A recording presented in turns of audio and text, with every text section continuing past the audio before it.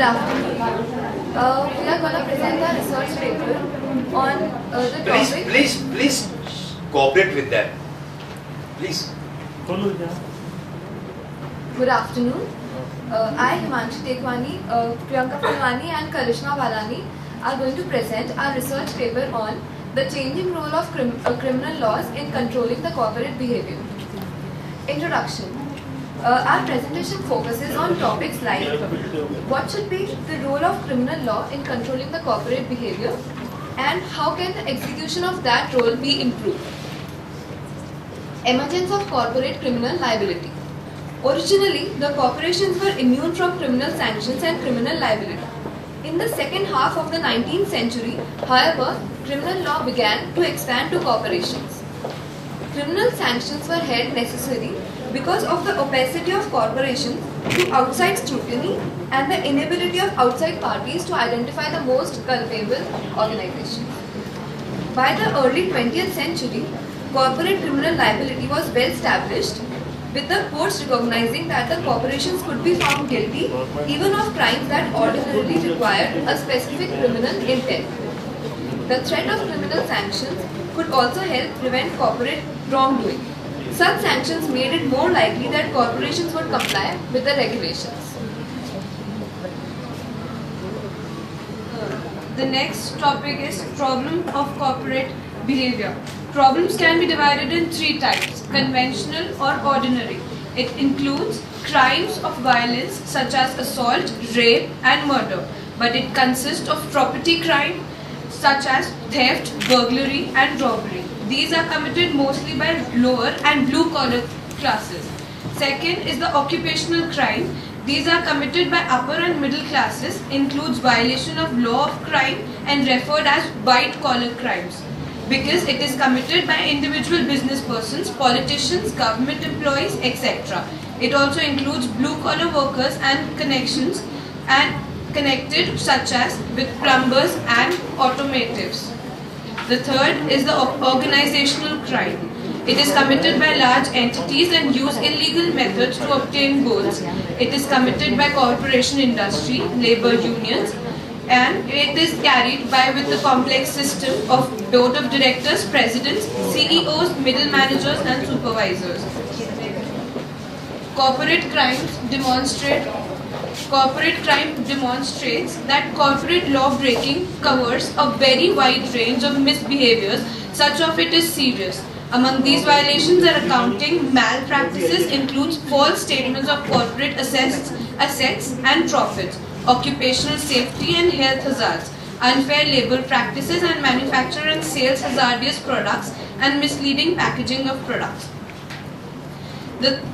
Our findings are: there is mixed evidence about the changing role of criminal law in regulations and controlling corporate activities, with the exceptions of applications of Sarbanes-Oxley Acts and the Foreign Corrupt Practices Acts. The number of criminal prosecutions of corporations has declined in recent years, suggesting less formal prosecution activities rather than more. However, the use of deferred prosecution agreements and non-prosecution agreements and department activities has increased sharply, suggesting that the threat of criminal actions is still playing an important role in controlling behavior in this context. What we have analyzed is lessons for policymakers, prosecutors and judges recognize that criminal sanctions applied to corporations and individuals without criminal intent is long established. The collateral consequences of prosecuting a corporation for criminal wrongdoing can be vast and difficult to predict. Similarly, criminally punishing individuals who are guilty of poor judgment, bad luck, or of having incentives, but only at the cost of diluting the collective significance of criminal sanctions. Serious consideration should be given, requiring that every deferred prosecution activity and non-prosecution activity be renewed by an appropriate federal judge. This practice would provide additional transparency and reassure the public that justice was being served. It became necessary to identify illegal actions cloaked in the opacity of the organization. Expressive functions of criminal law can be fulfilled if there is explicit fact-finding. Civil sanctions could also be sidestepped. Some of the potentially catastrophic reputational and collateral harm associated with criminal sanctions and could therefore result in more appropriate challenges by accused and their directors. In this way, the national community might better harmonize its systems of justice in a unique context. Recommendations. Criminal sanctions are instrumental tools and not moral judgments. Lawmakers should be reluctant to interpret statuses in ways that ignore criminal intent, and prosecutors should bring such prosecutions sparingly. Reviews can be taken from judges on DPA and NPA, which would provide some assurance that the agreements are genuinely in public interest and might allow third parties affected by the agreements to air their objections. DPA and NPA should be reviewed by an appropriate federal judge. This would provide additional transparency and reassure the public that justice was being served. Carefully review department provisions. Department decisions should be made on case-by-case basis by the relevant governmental agency, depending on the severity of the allegations made and their relevance to the domain of government entity. Consider substituting the use of civil sanctions. In many cases, civil sanctions that include formal fact-finding might function as well as or better than criminal sanctions. Thank you.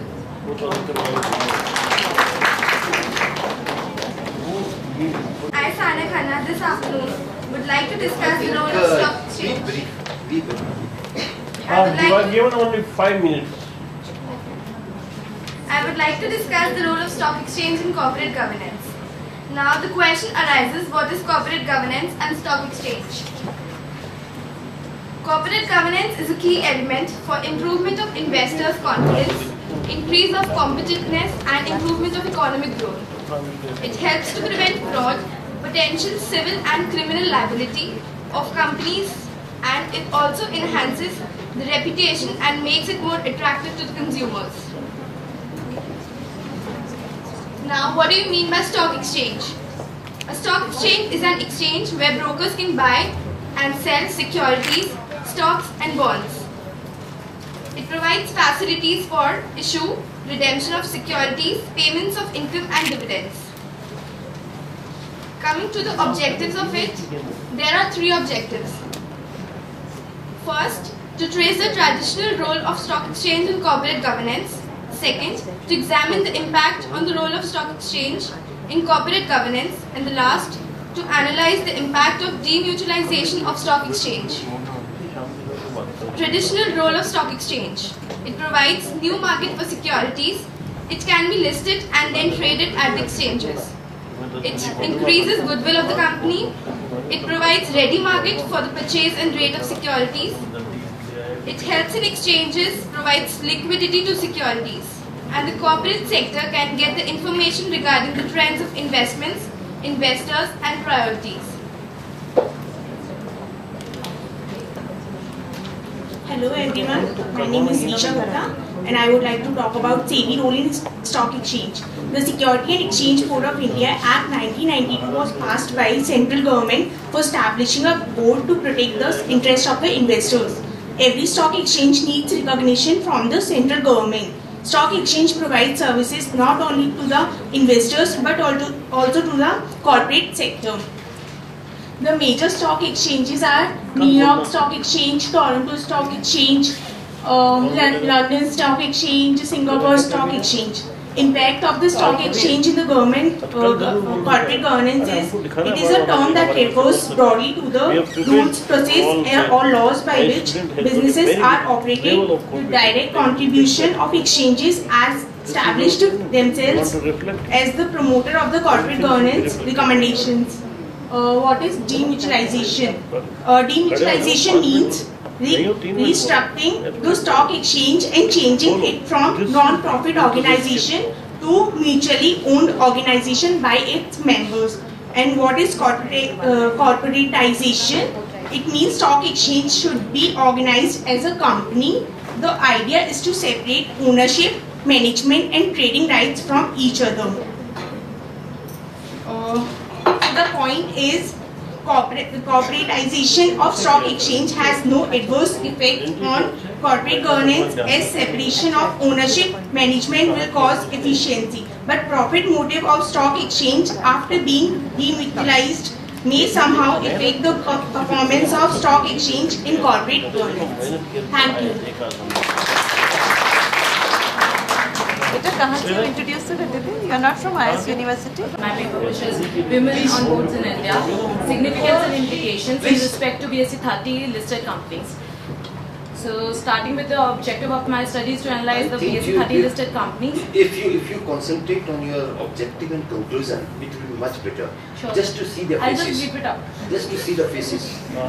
Hello. Yes, sir, I'll just Come to objectives and So, then compliance to the new amendment. So the introductory part is like women has contributed in the growth and development of any economy. So advancing with the gender equality is very important because it's a male-driven society, and thus the government has made a Companies Act 1956. It replaced it with the Companies Act 2013. Then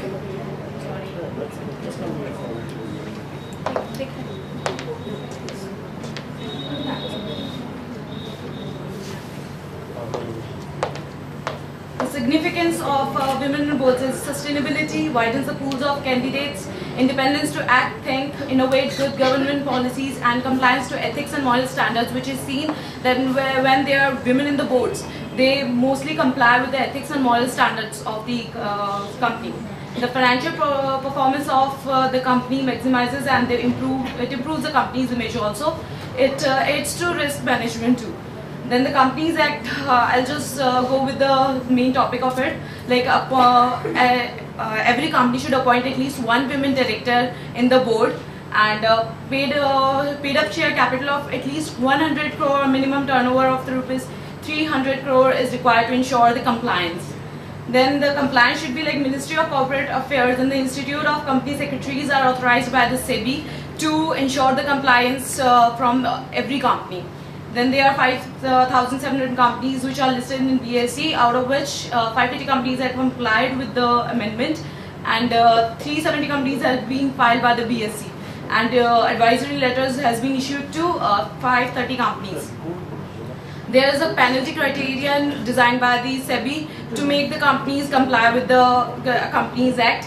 So it is non-appointment of women director before June 30, 2015. They will pay 50,000 rupees.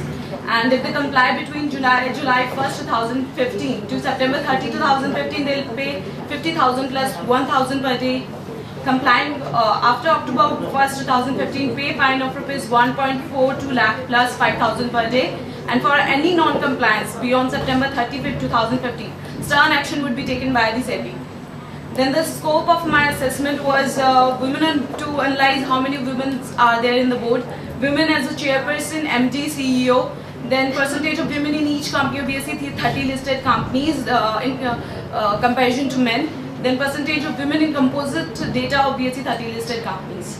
They are the data of BSE 30 listed companies, in which we can see there Axis Bank, Ms. Shikha Sharma is the managing director, which means they are companies who are actually complying with it, and they are making the chairperson and the MDs women. So, but there are also companies like Adani Ports and Special Economic Zone, which do not have any women director in their board.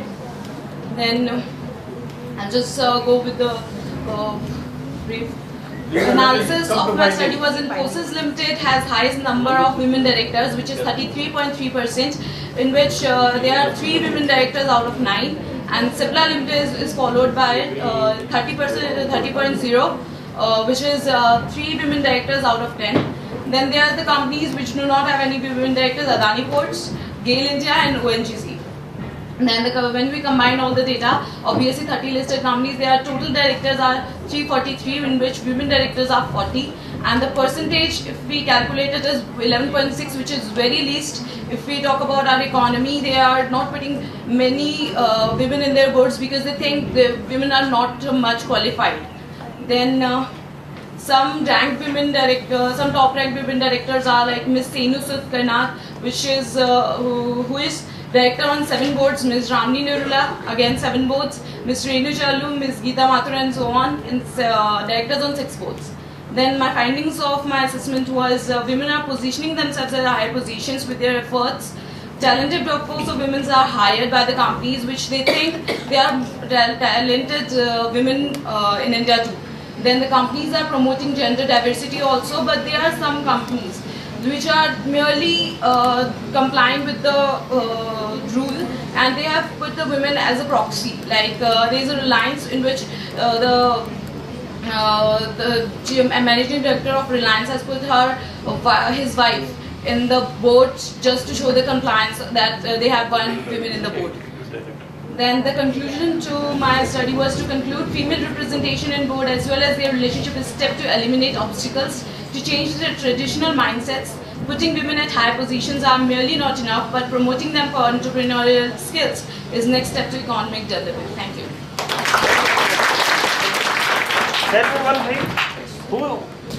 One incident to you.